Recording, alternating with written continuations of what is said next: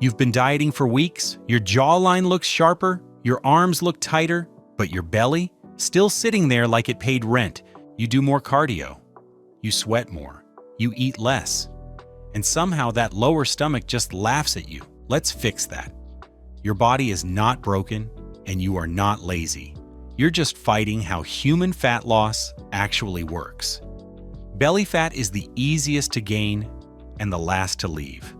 Most people lose fat from their face, arms, and chest first. The midsection is the final boss. You can sit around 15% body fat or closer to 25%. Same story. Other areas lean out, the belly stays. That is not a willpower issue, it's biology. In this video, I'll walk you through what makes belly fat so stubborn. Then I'll show you the one method that actually works long-term. Let's start with the biggest misunderstanding. You don't lose fat evenly. Your body doesn't say we'll take a little from everywhere. Genetics decide where fat gets stored first and where it gets removed last. For most people, the belly is the main storage unit. Fat cells in the stomach area are more resistant to breakdown.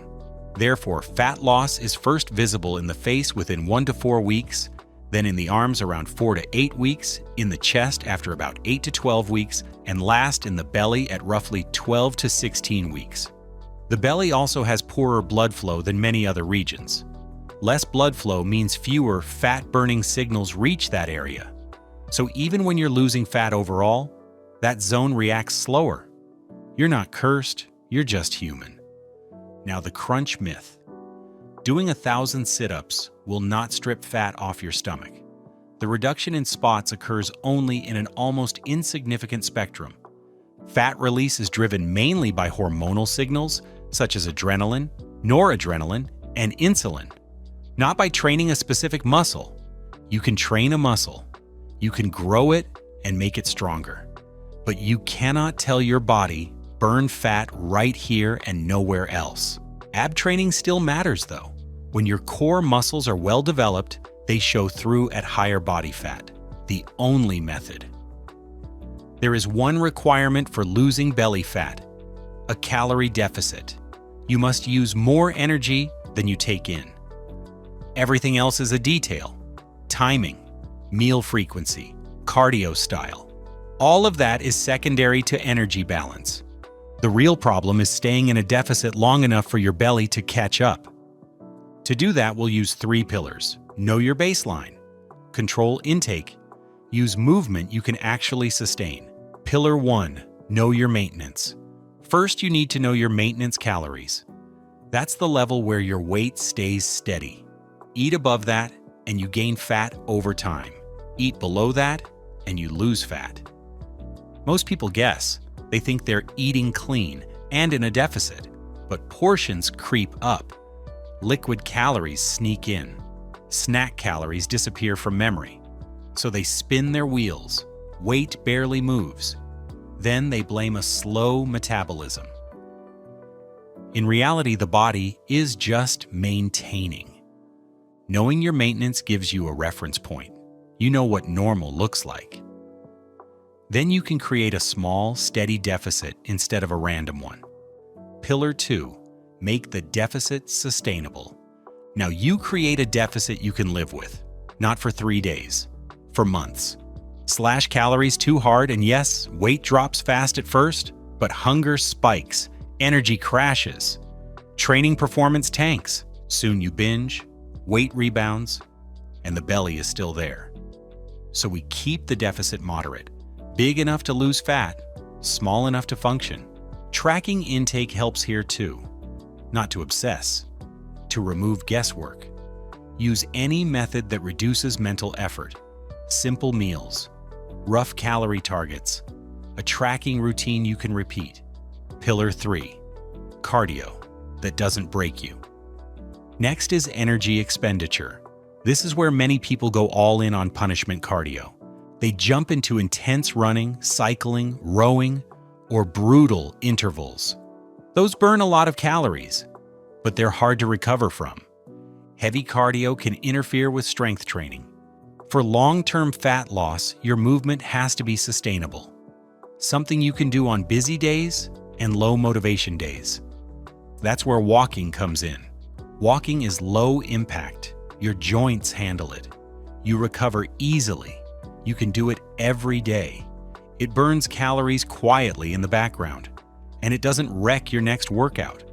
Your body doesn't care if calories are burned from sprints or steps. It only cares about total energy over time. You've heard of 10,000 steps per day.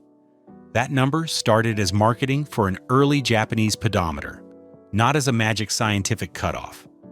Later research showed this range actually matches real life pretty well.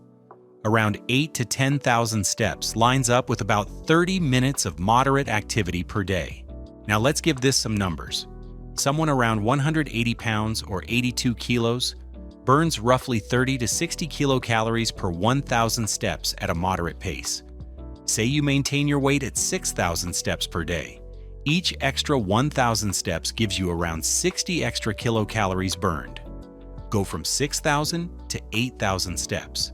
That's about 120 extra kilocalories per day. Over a month, that's about 1 extra pound or 0.45 kilo of fat lost, because 1 pound of fat contains roughly 3,600 kilocalories. As a rough rule, at a moderate pace of 2 miles per hour or about 3.2 kilometers per hour, every 22 pounds or 10 kilos of body weight adds about 5 to 10 kilocalories burned per 1,000 steps. Go from 6,000 to 10,000 steps. You roughly double that effect. That's around 2 extra pounds per month. Small daily changes. Big long-term impact. What walking does in studies. In one study, 2 groups followed the same low-calorie diet. One group added brisk walking, roughly 3 hours per week, around 25 minutes per day. After 12 weeks, the walking group lost about 3 pounds more fat than the diet-only group. Other research shows this. When active people with more than 10,000 steps drop below 5,000 without changing food, their daily energy burn can fall by around 700 kilocalories. Same diet, less movement, fat gain. Daily movement doesn't just help, it decides if your body stores or uses energy, making steps realistic. Now let's make this doable. Because 10,000 steps can sound insane if you hit 3,000 on a desk day. You don't need to jump to 10,000 overnight. Start by increasing your current average by 2,000 steps. You don't need one long walk. Break it into small blocks. Walk 10 minutes after meals, walk during calls, park further away. Take stairs when you can. Even tiny adjustments help. Drink a bit more water and you'll stand up more. These decisions stack into thousands of extra steps without one huge effort. Use a watch or phone app to track steps. Walking alone is not a free pass to eat anything. It's one lever. Diet stays the base. When you combine controlled calories with daily movement and regular resistance training, things change. You lose fat. You keep muscle. Your metabolism stays more active. This combination is very effective for reducing belly fat over time. You increase energy expenditure. You make the deficit easier to maintain, and you don't crush recovery. At first, you'll notice changes in your face, arms, and chest before your belly. That's normal. Your body is working through its stored zones. Stay long enough in the process, and the midsection finally follows. Most people quit right before that point. Here's the main principle. You can't outsmart your genetics, but you can work with them. So your roadmap is simple. Know your maintenance, create a realistic deficit, lift to keep muscle, use walking to drive daily calorie burn. Start with one action today. Look at your current step count, add 2,000 more. Now ask yourself this, where do you usually fall off?